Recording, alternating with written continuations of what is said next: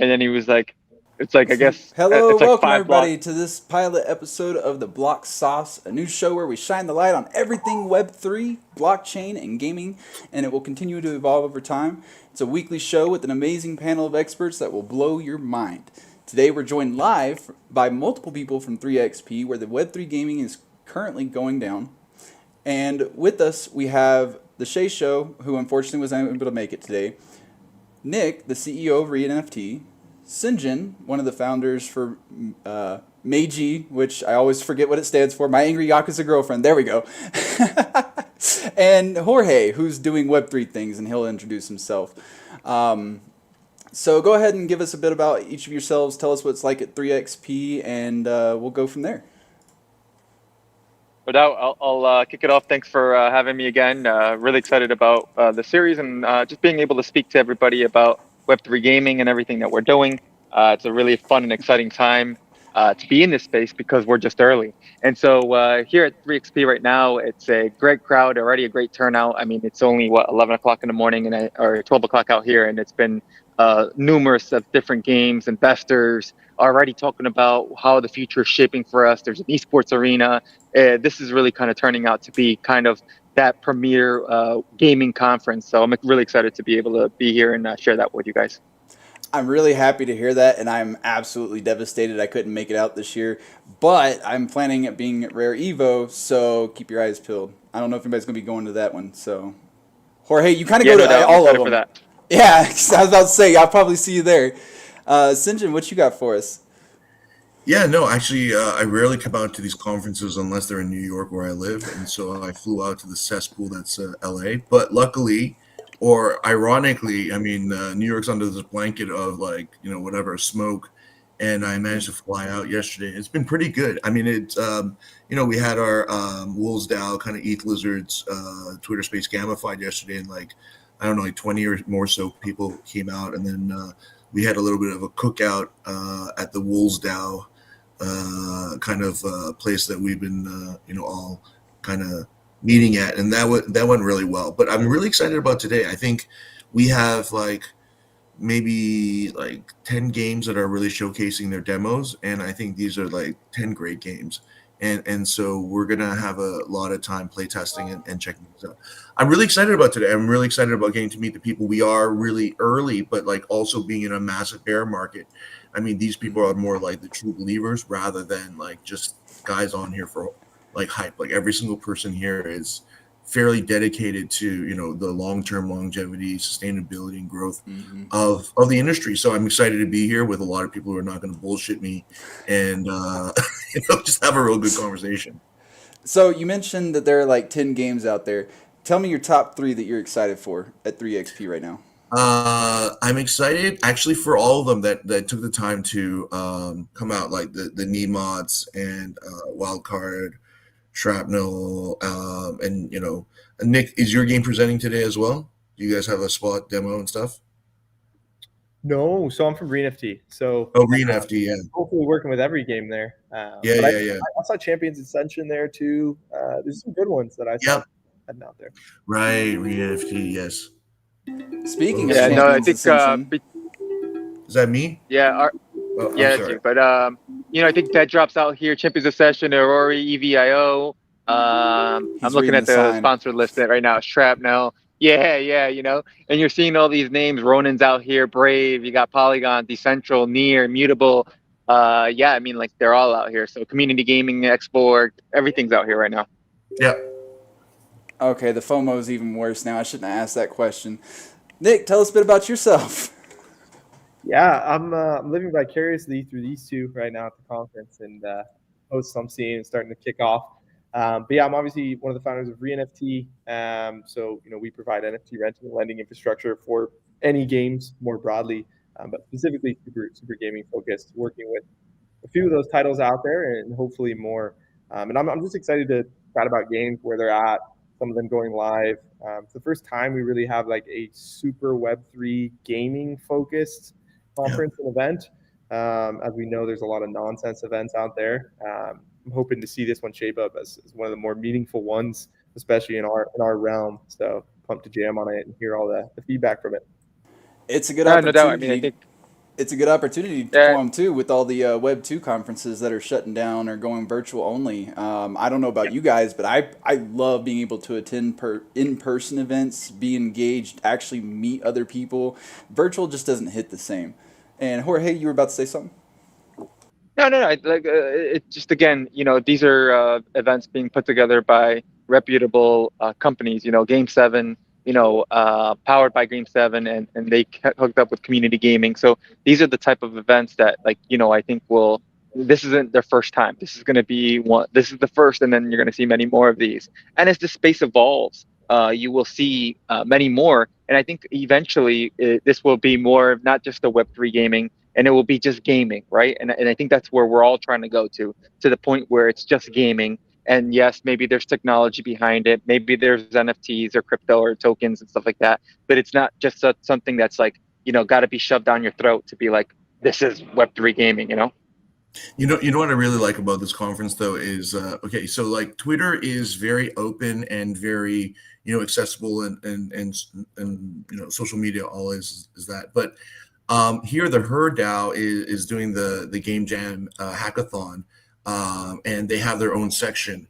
And I think what's really good about the conference or in real life kind of events is that um, they get to really have a presence more than what the number of members they may have, right? So even though the proportion may be a lot smaller relative to the other like male or other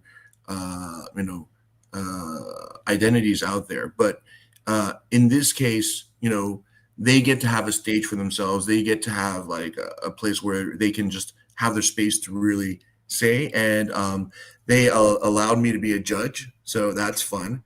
And I'll be speaking on the panel tomorrow with Jesper from Nemots on culture and yeah, communication. So we'll see how that goes. It'll be like this fireside chat between the two of us. But I think the games that we both have, the Nemots and My Angry Yakuza Girlfriend, are a bit more niche. They're not the traditional kind of like shoot 'em up, whatever, so on and so forth. So there's more for us to talk about in terms of what our approach is in terms of communicating, and then also recognizing, I think Sarah from the Nemots as well has been pretty vocal about like that it's kind of an active process. I believe that too. And I think the games that both myself and the Nemots have are looking for that 50-50 mix between genders and whatever, like just to be very open about it to anyone playing. So yeah, I'm really liking it. Of course, it's fun to see everyone in real life. A lot of people are really exactly how they are like online, and but then you have a lot of people who are totally not, right? But I have to say that what we call it, Koji is one cool dude. He like just looks cool. He was wearing the Seinfeld like sweater yesterday, but it was like a really funky one. Jorge is like he looks buff. He looks like he's in the special forces and he's ready to drop down, and even got like a camouflage like knapsack and he's ready to go. And I ended up driving him back from like the meetup into the house, and I'm like, "So where's your bags?" He's just, "I got this." Right? I'm like, "What do you mean you just got this?" I got like 3 pants, 3 underwear, 3 shirts. That's it, right? I don't give a shit if I go to the conference. People are wearing suits. This is Web3. I'm done with that. I'm like, wow, oh my god, you're like the fucking Web3 special forces. Send in Jorge to go and take him out. So it was really good. Sam and the other ETH lizards being there as well, and the wolves and seeing Peyton and everyone else.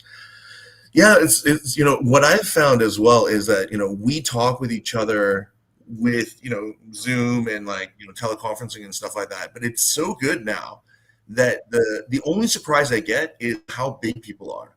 Like Spike, that boy, he's humongous, man. Like I'm a big guy, all right? I'm a big guy, but I look like his little brother, And it's funny though, because he's involved with Axie Infinity, and like that's where he started doing his content. So Mm-hmm. I just naturally assumed he was Filipino. I didn't whatever. I just thought he was Filipino. I see him, and I'm like sitting like way across the room, and I see him, and then I'm like, oh, there's Spike, because his face is whatever. It's very recognizable. But as I get closer, Spike just starts to fill up my entire field of view. And when I get in my side by, like, wow, man, you're a big Filipino. It's like, I'm not Filipino. I'm like, you're not Filipino? He's like, oh, I'm so sorry for assuming that because I'm actually, he's like, I'm like an honorary Filipino, but I'm Mexican. I'm like, okay, well, okay, now my worldview is kind of coming back. Not to say that all Filipinos are small, but like I'm a big Korean guy, and this guy was like he's a huge dude, you know. Is So Stash it's there? Have you seen Stash? I haven't I was seen just him yet. with him. I was How, just with so Stash. I have to ask, how tall is he? Because I've seen his picture with Doctor Disrespect, and I get that Doctor Disrespect's a big dude, but looking at the picture with Stash next to him, he makes Stash look like dwarfed. Yeah, I mean, like, I would say Stash is probably the same height as me. I mean, I'm what, like 5'10", so I would say like Stash is probably the same height as me. Um, he's a little smaller than, not like I'm talking about a little bit smaller than Bryson, but not that much bigger. See, Nick, now we're both just living vicariously through these guys. Exactly, exactly. The I don't only know. But thing is that the Doc height, is like yeah. 6'7". He makes anyone look small. You know? Who's tall? Doctor Disrespect. Sorry, yeah, that dude's like Oh 7 yeah. foot. you know. He's huge. But It's annoying talking to the guys who are like very tall. I'm like looking up. I like have to take a step back. And I have to like talk that way. To get on a so step stool. the topic for this week, obviously, we've seen kind of what's been going on with the SEC. We've seen the market definitely adjust, I guess I'll say, to the recent news, and it got my brain kind of turning as to the impact that this has with Web3 games, because obviously we're about open economies, player-driven economies, things like that. So I'm curious as to what your guys' opinions are regarding Web3 games' current market conditions, and do you feel that those conditions have a large enough impact on Web3 gaming as a whole, or is it going to boil down more to specific projects and how they've implemented the technology? I mean, I think this was phenomenal. I think this is what we've been asking for, right? We've been asking for the SEC for a long time. I mean, Coinbase just did a video, a funny meme video. It's like, hey, we've asked for like 60 or 70 requests for you guys to look at us, and you guys have not looked at us now. And then all of a sudden, you put out this, report or whatever that these are deemed a security. So I think it's great for Web3 gaming because now we know that there's going to be some sort of parameters of how we should navigate for some of these open economies for games. And so it gives you a little bit of a guidance, I would say, in somewhat for more Web3 games that are in the future going to be releasing tokens to know, hey, okay, if sand is being labeled as a security, what do they do and what to avoid and what to what not. But I mean, on a market standpoint, look, I mean, I think the market, I didn't think the market even tanked really that much. I mean, I think it was what, like a 8% or 7%, something like that drop, and then it rebounded a little bit. And so to me, it's again, like, I'm a big believer. We've been around for what, 12 years, 13 years, whatever, the crypto community even longer, something like that. At this point, I don't think there's really much more of bad news. I mean, this is something that I think's been like baked in, that we knew that it was coming. We've been anticipating it for quite some time. We still don't have the right guidance or whatever, but I think overall, like at the end of the day, I would love for gaming not to be so much related to the market, and it be just gaming and having fun games, and the market be something else, because there's no gamer that wants to check the market before they play a game. Yeah. Good point. I got a follow up, but first I want to see if Sinjin or Nick have anything to add. Go ahead, Nick. I can follow. Yeah, I mean, from my perspective, I'm very similar in agreement with Jorge. Like, I think a lot of people forget that regulations, things in the U.S. don't just happen as butterflies and rainbows, right? Like, there's lawsuits. There's like, this is how things evolve. I'm just happy that we're lucky to have somebody like Brian Armstrong that's willing to, put everything on the line and actually fight against it, because it's very rare, right? A lot of these crypto companies, regulators come at them, SEC, whatever it is, they come and they kind of shut down, or they move directly offshore, or they figure things out. They don't care to put up a fight and try to figure out regulation that makes sense together, because there isn't somebody that actually understands the space, understands how these tokens act, understands what NFTs are. They'll just slap shit all over the place, right? They don't care. They aren't the ones that actually understand it. They have to work with people like Coinbase to actually understand what's going on, who are the participants, what actually classifies things as a security. Because of course there's bad actors in crypto, but we like to think there's more good than bad, right? So it's a necessary evil, in my opinion, and I think we're headed in a positive direction. And to Jorge's point, like I didn't even think the market's really we're touched compared to what we've seen in the past. Like it feels like, I mean, how much lower can things get? How much worse can news become? Right? Knock on wood, but how much worse can it really get than that? At least here in the U.S. So I thought it was overall pretty positive. I think the only other thing to add too is like, I had a very similar conversation yesterday with actually a couple of friends, and about U.S. companies leaving, going at least in gaming, going out to other different countries. To me, again, like if I look at the user base for gaming, again, like you look at Asia and you look at like the powerhouses that exist out there. So it's like if they're going to be going to Dubai where there's money, especially for our space, where money's definitely flowing in, and they're going to captivate a different market. Well, I think, hey, it might be better to be over there than in the United States right now. So it's like, go ahead. 100%. There's an interesting thing is that because of crypto and NFTs, we talk about these kind of financial incentives quite early. It's just like when there was crypto and those ICOs and kind of flipping script on when an IPO happens, right? As an ICO and we talk about gamified finance, GameFi, and all this other stuff, but you never build a game thinking is it a bear market or a bull market. You never build a game thinking it's a bear market, so therefore I should slow down my development, right? You build a game because it exists on a different level of consumption, right? There's a different kind of incentive, but we are now benefiting obviously from some level of financialization or how the tokens or NFTs kind of open things up, which I think is great. Um, there is no regulation, and for the industry to think that because they have had kind of norms that that's enough of what regulation is, and that we have how do I say self-structured and self-governed, but we really haven't, right? I mean, so it's kind of good that they're coming in, but they're definitely not coming in here to cooperate with the current market, right? They're coming here to kind of wash it all away and either start fresh or to give time. So it's interesting how Brian and Coinbase is taking this route, and then maybe there will be forced conversation and compromise here. I don't really know where all this is going, but what I can say is that for gaming studios who are simply building the game and the token makes sense as a utility, um, I think that you should still go for it. I think that if people look at it and they can see that it's not nefarious, it's not trying to sidestep the system in terms of getting away with something, but it's simply a game first. Then I think in the next like 1, 2, 3 years, these things are going to resolve itself, and that's pretty much it. I think it's a matter of that the government probably feels that it's too far along for them to do anything, and they would rather take this kind of very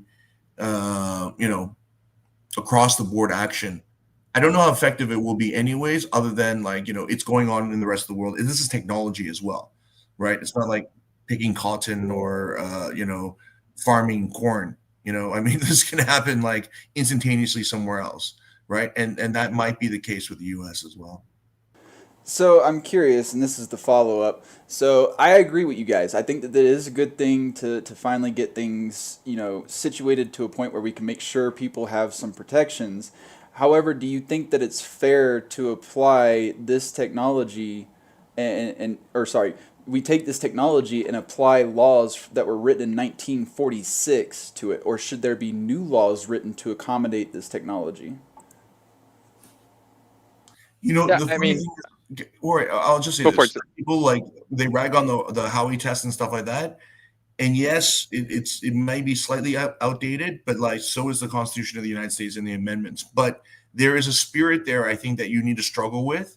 And the reality is, the biggest proponents for like pushing forward, whether it's security or not a security, like their track record isn't fucking good. The reality is that a lot of the people in the projects in our crypto space who have like kind of building out for the long term, right? Their main focus hasn't been like market oriented or raising or whatever like that. It's been application wise, and the biggest beneficiaries have been the ones that basically haven't given a shit about regulation and haven't given a shit about any consumer protection at all. I mean, the fact of the matter is, are certain tokens definitely securities? Yes. Like, should they have been proactive to go in and kind of resolve things? Yes. And if they didn't get any, what do you call it, feedback from the SEC and stuff like that, then that's a question of like, you're not getting feedback, right? Are Coinbase's lawyers idiots or something if they ask 60 times and then get feedback? No. They know that they have to ask because they're in the US market and they don't want to leave the US market. But for other firms, they're like basically like, we're not getting feedback here. The risk is growing. Obviously, it's a hostile environment. We should leave, right? And so, it's not like this came out of nowhere as well. True. And I want to give Jorge a second to Yeah. go ahead and get his thoughts out real quick. But I talked to a project yesterday, and I kind of want to go over what they talked about because you just mentioned lawyers, and I'm going to tell you something about lawyers here in a minute. Go for it, Jorge. I'm trying to hit the mute button. Sorry. Yeah. Yeah, no, I agree with like Sinjin, and I agree with like look, I think like what we've seen is also a little bit of greed, if you want to say, because of not having regulations. Do you think there was a lot of games or even some of these projects taking advantage? I mean, shit, you saw what Binance got quoted in the thing where he says, "Yo, we're literally trading like a security that's not registered in the U.S." I mean, yeah, we knew about this. Like, did we take advantage of it? Yes, we did. It's like these guys knew about it. So it's good where we are. I think we're heading in the right direction. Yeah, so I was actually in a space yesterday and I talked to a project because I also wondered the same thing. I asked them, I was like, "Well, do you guys even have a lawyer? Did you consult with the legal team? Like, how do you work with these laws?" And the answer was, "Well, our legal team said you have to use your best judgment. They don't know either."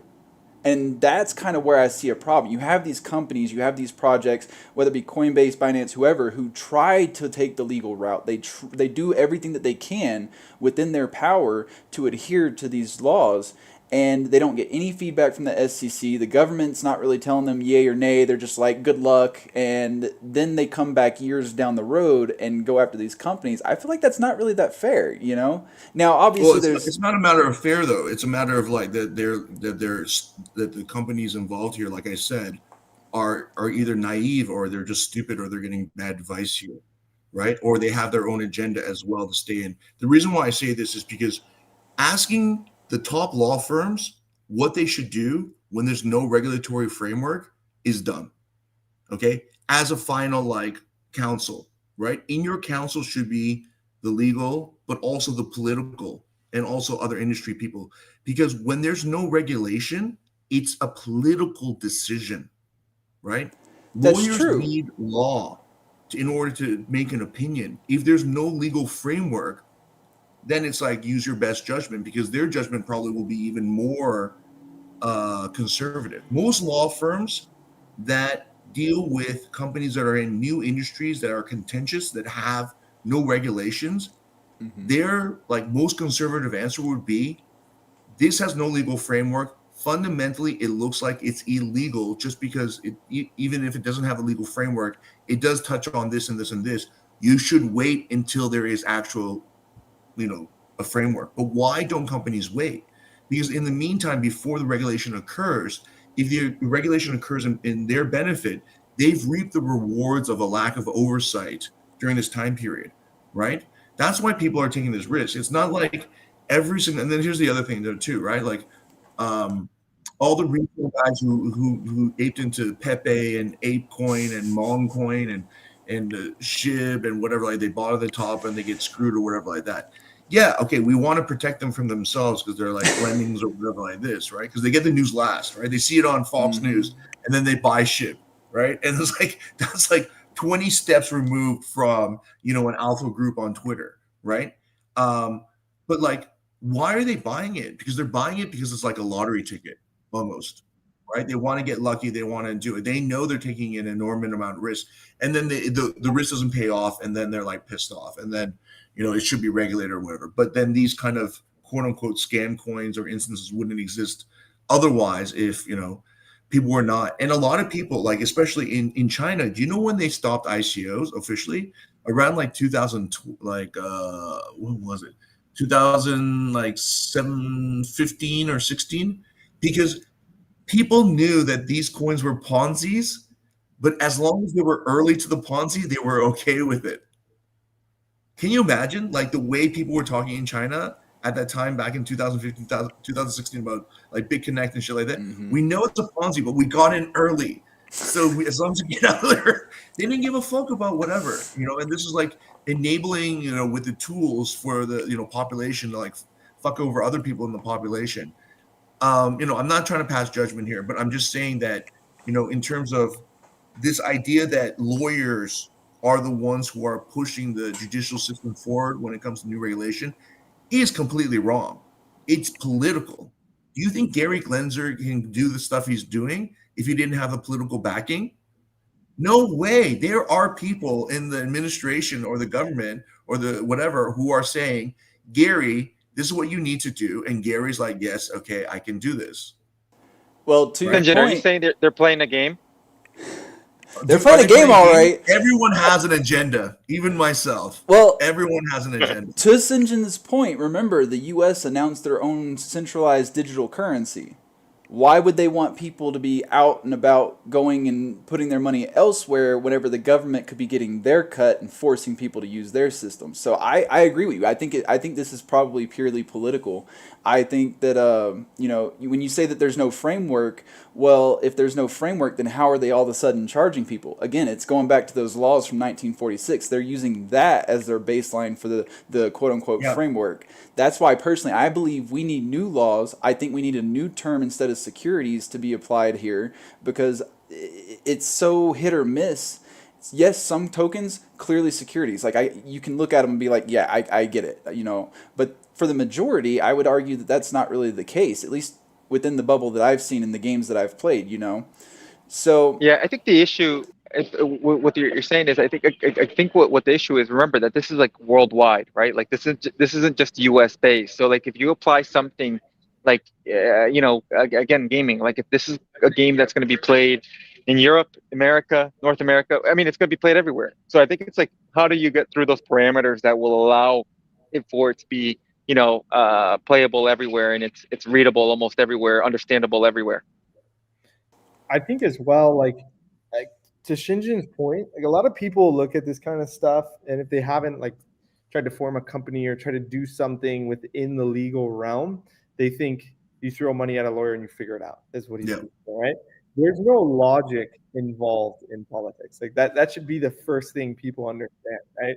Just because Gary Gensler said a while ago ETH isn't a security and now suddenly it is, or this and that, it doesn't matter, right? It's politics at the end of the day, and it's a power struggle. Has nothing to do with what he said previously in a clip, right? Or how much value we think ETH has to the future of technology, right? That's not necessarily what they care about, and just it goes to the point of like what we saw. We saw a lot of people just following in line, from ICOs to, fundraising, all the way down the ladder, where they're like, hey, Uniswap did this, let's do that. They haven't come after them. They do $1 billion a day or whatever, right? Same reason we saw all these influencers pumping shit coins, right? That's right. Because Kim Kardashian's posting a shit coin, well, I have 500,000 followers. I'm sure she has great sound legal advice and some of the best lawyers in the world. If she can do it, I can, right? And that's just not the reality of how the U.S. Political system works, and it never will be, right? Like they don't care who is doing what; they care what they think is right or not. That's right. And then this is a game that's played on a much whatever level. I mean, you have content creators and stuff like this, and their realm of power is Instagram and Twitter, okay, and YouTube, okay. When we're talking about like laws and regulation, we're talking about tax. We're talking in the realm of the annals of power, the backdoor dealings, the interests of states and governments. They don't give a fuck actually, if you're an influencer who has like 2 billion and you followers or whatever, and then you have like whatever X amount of like retweets, like, and to think that like we we have a position where we can say this is not fair and we should have a conversation shows how naive the people in the industry are, because like the only people in the US government or the US economy that can have a kind of equal relationship talk isn't even the bankers. It's the, military industrial complex. Okay? Minus those guys, and we're talking at that fucking level, right? They're the only ones that can really have a conversation because they're in the middle of what the real hard power of the United States is, right? Everything else that's going to destabilize the United States and everything else like that, you guys are you guys, and you guys can fuck around in this playground and sandbox we made for you. But if we decide that this sandbox is not the right sandbox, well, we're going to do something about it. And then the children in the sandbox are like, it's not fair, right? It's not fair. It kind of goes back to the meme of the fuck around find out meme. Like that is the framework crypto has operated under. Yeah. We don't have regulatory clarity. So it's the risk reward way of where you're comfortable taking. Yeah. So we got a question from the audience, and this is one that I personally believe applies to Web3 gaming. Do you believe that a truly decentralized system even needs a token in the first place? Do I believe? Can I say that one thing is like we never really talked very, very like clearly what is the purpose of the token? What is the purpose of that the token brings? So I will give you my answer to it, and my answer is that tokens have the ability to create liquidity from nothing, right? Jumpstart a market, because a market needs liquidity in order to have their transactions and so on and so forth. You can do it in an organic way that requires all this infrastructure, or you can do it this particular way. And why is it necessary? Because in a decentralized structure, a decentralized network kind of like has an immaculate conception where the nodes are all the same and it creates this network effect. Whereas a traditional network starts with 1 or 2 or 3 connections and then it gets to a certain size, right? And then you might say, well, that's the same as how a decentralized network can create itself, but it can't, because at a certain level, if that network's worth something, it can be, there can be a Sybil attack and stuff like that. So it needs a certain level of robustness. And that robustness comes from tokens. So if you can figure out a different way other than using tokens, whether it's NFTs or whatever, to create this kind of incentive model, to create this kind of added liquidity, to create transactions and create a network effect, then yes. But otherwise, they are necessary, but not in the way of, how do I say, fundraising or as a security, rather in a way to kind of increase or incentivize transactions in the network. And that's where we have the difference between the speculative use case and the actual network use case, which there are very few that have that. But I'll give you an example of probably the only major DApp that actually makes revenue, which is, DEXs, right? And having a DEX coin where, it's used to reduce the cost for trades or used as a treasury or so on and so forth, that allows people to feel more trust in that DEX to have more transactions. In that case, then the token was absolutely necessary. Now, Uniswap didn't have that when it originally formed, and that was great until SushiSwap, did the vampire attack and so on and so forth. And they were getting crushed by it, and then they used the token to, act again as a way to keep the network alive. So I do believe there needs to be some element of a token there for liquidity on the basis of, having liquidity. And yeah, that's just the nature of if we want to have that decentralized network. Yeah, I have to jump off in a couple seconds, but I just wanted to say thank you again, guys, for having me on. I know 3XP is going on, and I got another meeting over here going on. But I wanted to say thank you for everything. Definitely tune in next week. I'll be home. Sinjin will be home. Our backgrounds will be a bit different, and we'll bring you all the alpha really that's happening at 3XP in the next couple days. Fantastic. Love to hear it. We love All right, alpha. I'll see you at the event soon, man. Get my ass out of the hotel room. I think to your question, Karen, you also have to define what you're talking about, be it a network, a product, a game, whatever it is.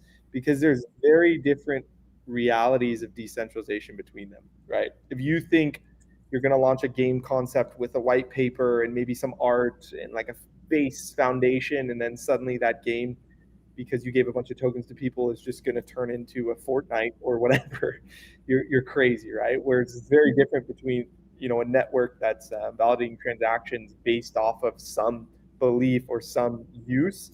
Like they're very different decentralization paths as a whole. Like it's so different based within. 100%. Whenever he asked the question, the first thing that came to mind was games that utilize a token inside their game, and I'm wondering if that's healthy for the economy of gaming. Because when you think about it, if you have a token that's used for in-game procedures, that means one day I might, like, let's say I want to craft an item, right? And it costs me $1 worth of tokens on average. But then let's say something happens, the market blows up, people love the chain or the game or something like that, and all of a sudden that $1 transaction to craft suddenly becomes 5, 10, maybe $20 to craft. I feel like gamers aren't going to necessarily appreciate that. So I know I personally would look at an increased cost and be like, well, where's the added value to justify this increased cost, right? So do you think that that's something we can work around, or do you think games should probably steer clear of that kind of setup? I think you have to design for it. So, like for instance, like if that item starts to become $5, then there needs to be an additional $5 of value that grows with it. It should not like destabilize the system. In fact, that if items and things become more costly to build, then it actually how do I say, augments the game in another way. This is the kind of problem where you have like a Web 2 like design mentality, and then you're looking at like things where like, oh, here's the price point now, and here's where gamers are happy, rather than thinking like, okay, where does this added now $5 lead to in more utility and more value? And so I think it's a design problem, and it needs to be designed for. And here's the thing: I was talking with another platform yesterday of someone who I really respect. I don't want to drop his name, um, but he's at 3XP, and I really respect him a lot. Um, and we were talking exactly about that you know the growth and everything else like that is not really being captured because people are not really designing for that, right? And that's pretty much it. You guys have any thoughts on it, Nick? Yeah, I mean, I think like, what we're seeing today is we're seeing a lot of games that are designing for like just completely unknown, right? Like they're designing to Shinjin's point, like maybe they're copying a Web 2 model they think will work, slapping a live economy on top, or maybe they're like taking pieces from what's worked over here for a short period and adapting it. Yeah. And it's almost like everyone's trying to build a country before anyone wants to visit the country, right? Yeah. Like you have to understand first what people even will do within your game, within your world, what they care about. There's going to be 100 things you thought they cared about that they don't, and 100 other things that they do care about that you had no idea they would, right? So I think you're seeing a lot of that where people are designing before the users are there, which they have to some degree, but they need to be able to still have flexibility to adjust based on actual data, what people are caring about, what they are doing, what they're not doing, because otherwise you've just you have 10% efficiency coming out of your world or your economy or whatever it is. It has to be able to adapt, or you have to just build for your users first and worry about that secondarily. And there are benefits to all this. I agree with everything Nick said. There are benefits to this as well. Okay, for instance, like Ethereum's been around, and everyone that's another chain has basically said we're the next Ethereum killer, and they're not. Okay, majority of the liquidity still is on Ethereum by at least like 80%. I'm just taking it like out of the air, but it's probably higher than that or whatever like this. In terms of like the number of developers and so on and so forth. But the gas fee, which everyone complains about, also has this benefit where the floor price of the NFTs don't really drop below the gas price of what it is. So if the current gas price at the low is like $3, right? Then you're looking at floor prices that are above that. Whereas on collections where the gas price is like nothing, right? On chains, then the basically the NFT can drop whatever. And then we're getting back to that speculative thing where, okay, I bought it for $3. Now my NFT is worth like whatever, 0.002 cents, right? Even if the game is good, right?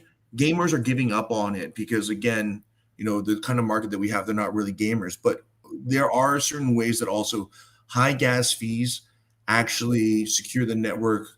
It sounds weird.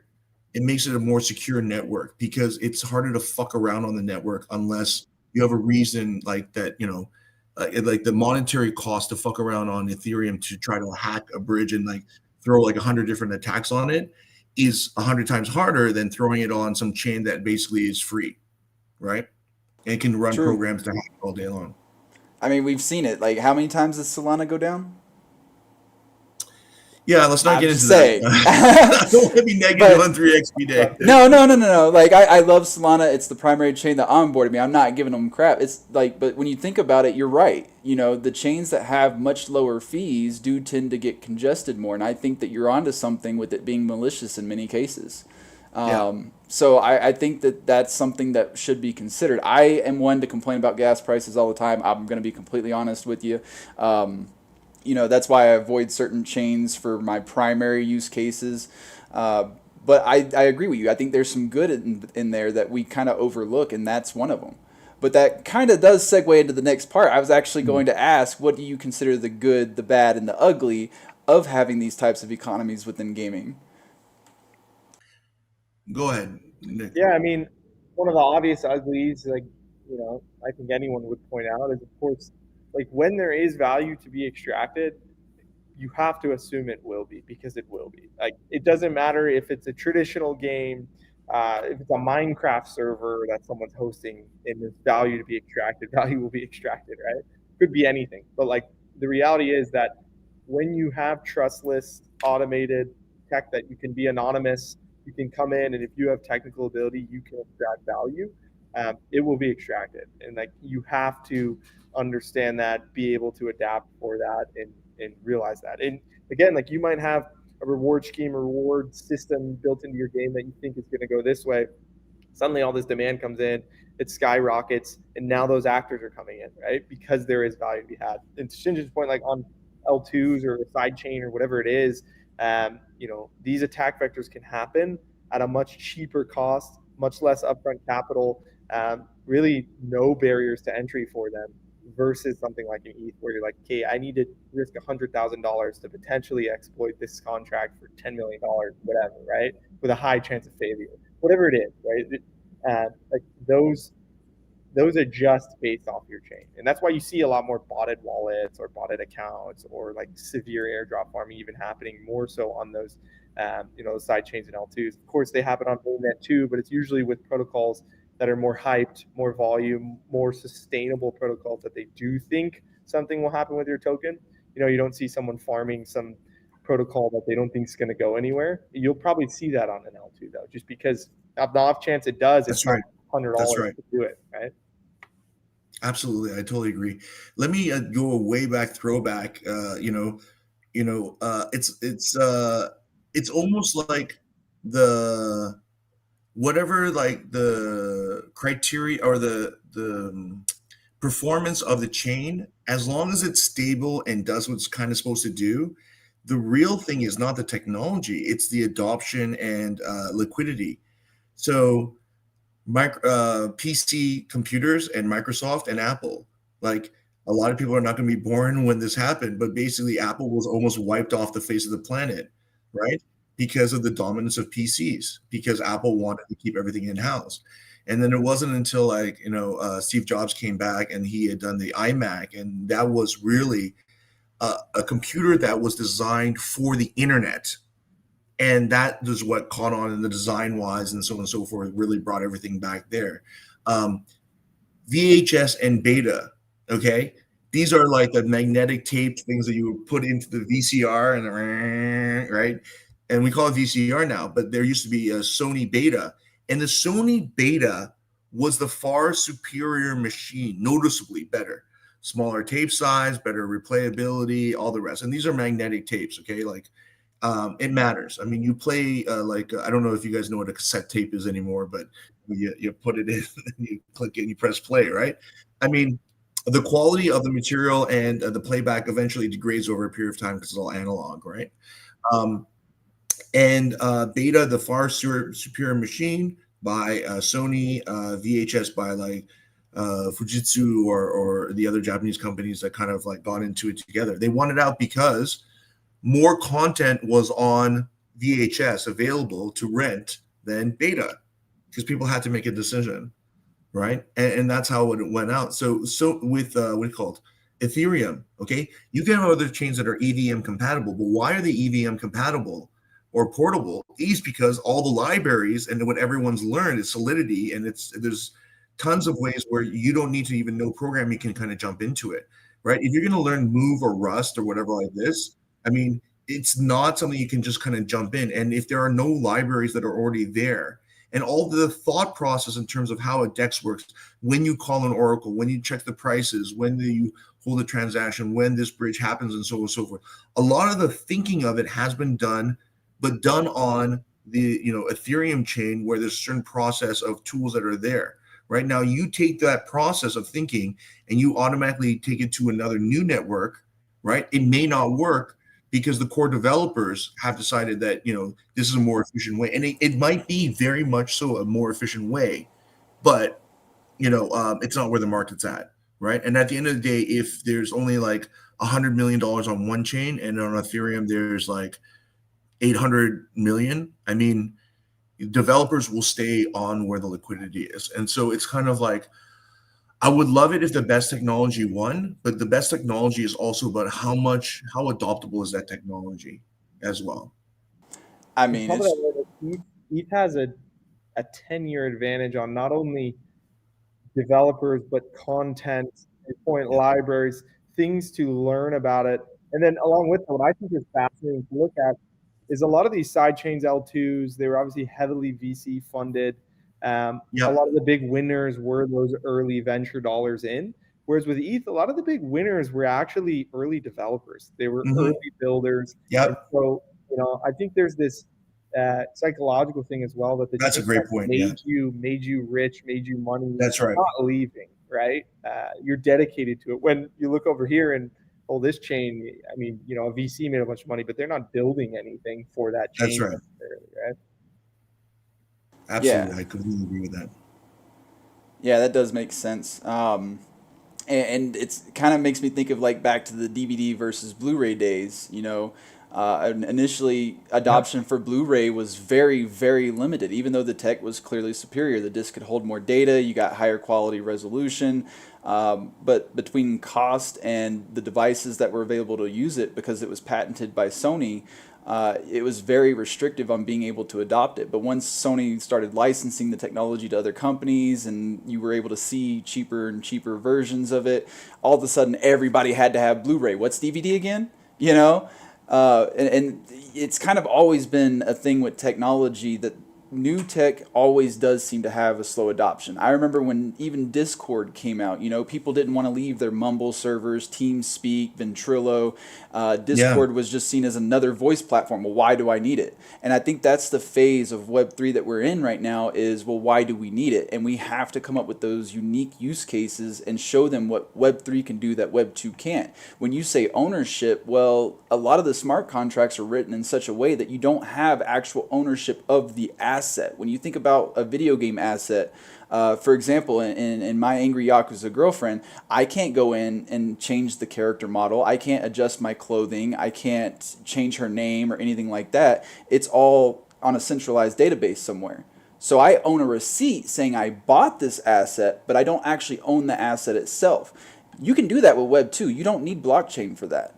All it takes is a simple terms of service change, and all of a sudden you can buy, sell, and trade your assets. People are doing it on black and gray markets as it stands. I mean, you can look at CSGO, which has plenty of legitimate markets as well. So it's not just black and gray markets, it's already out in the wild and open. So I think that as we come up with scenarios where it's like, hey, we can do this with Web3, you can't do that with Web2. They're going to be like, oh, so now we kind of have more of a reason. Like, oh, now I'm kind of seeing why we need this technology.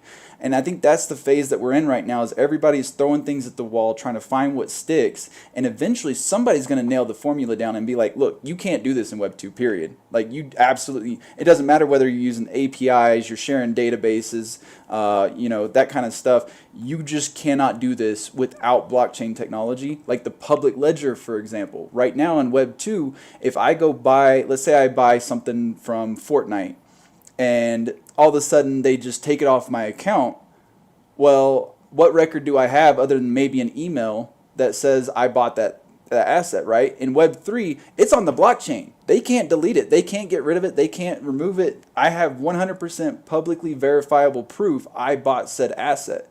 And I think that is a power that we should definitely promote a little bit more, because we have seen instances, especially in Fortnite, where they have removed people's assets from their account and they have to go to support and they have to fight it, and then they have to go through all their emails, find the receipts, and prove that they legitimately bought it. That's no longer a problem in Web3. It's literally on the chain. So I think that we got to kind of shift our mentality on we need mass adoption right now, and I think we need to shift our focus on what can we bring to the table to make people care about this right now, right? Gene Karen, I would like to say that, honestly, the biggest issues that I have in Web3 is not so much that what people are saying is incorrect, but it's at a slightly grounded level. And I think what you're talking about is really a shift in the paradigm. So, a lot of times we were thinking is like, when you have a paradigmal shift, it's not a matter of solving problems. So like when we're talking about like how does Web3 do something better than Web2 and solve this particular problem of, as a receipt ownership, right? So the problem is like if you lose your digital item, now you have, proof, right?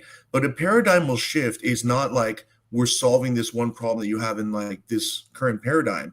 We're creating a whole new set of opportunities. And to take that next step would be like my angry Yakuza girlfriend, because of the technology and stuff like that, you can see your NFT, so on and so forth, right?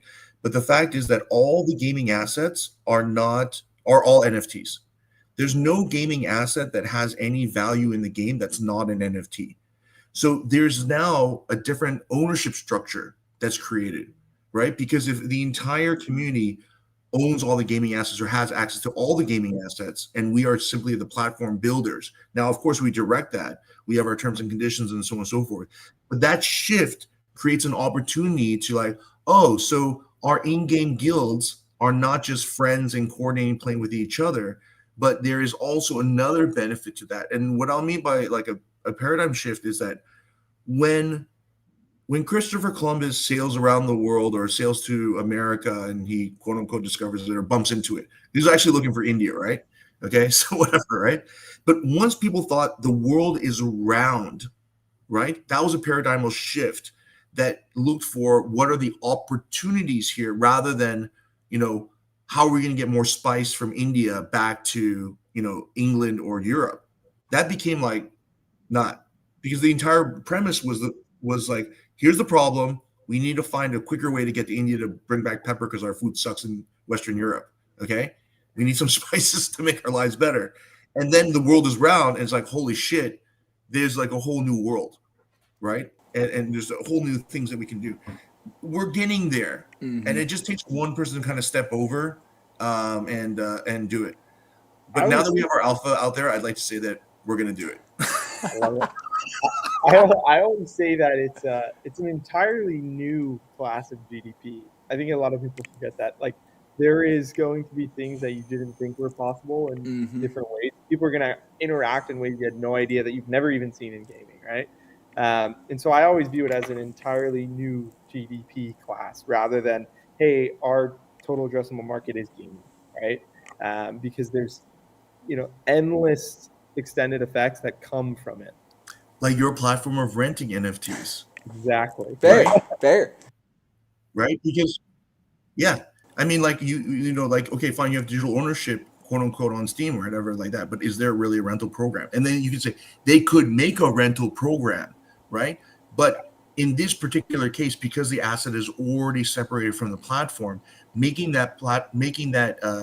functionality is not coming from a centralized source as like a branch. It's its own separate thing, and so re-NFT can expand that further.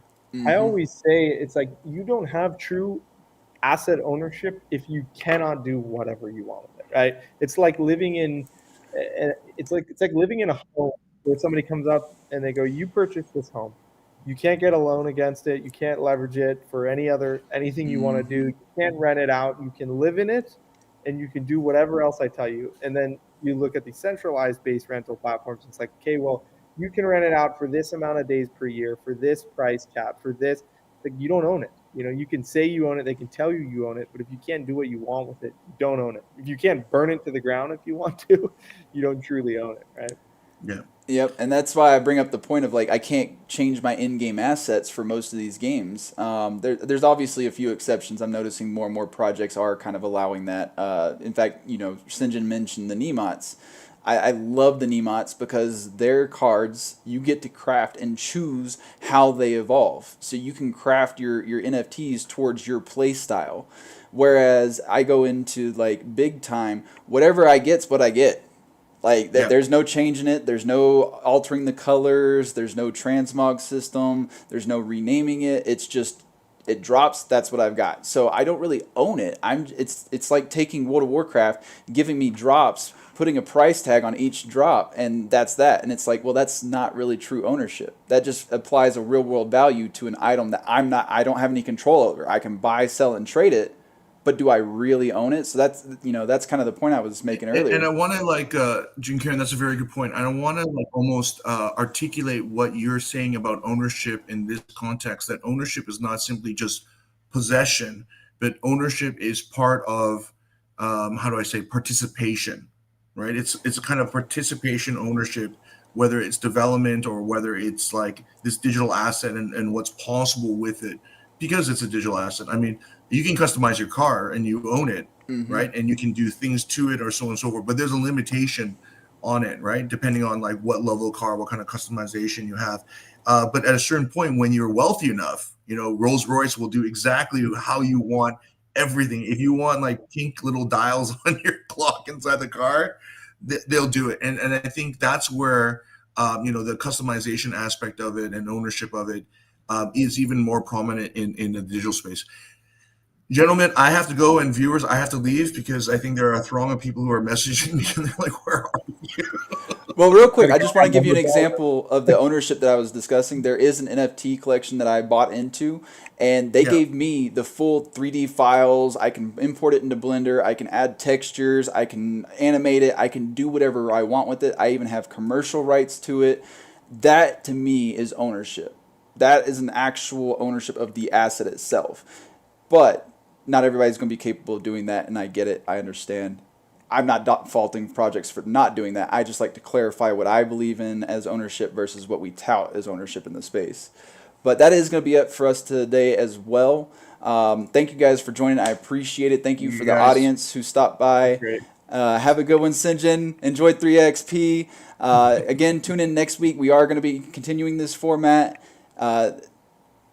Thank you for joining the Block Sauce presentation brought to you by ReNFT. And I will see you guys next week, hopefully with Thanks, a Nick. couple of tweaks and improvements. Yeah. Have a good one, Fantastic. everybody. Thanks, Jim Karen. Take Cheers, care, guys. All right, bye. Enjoy.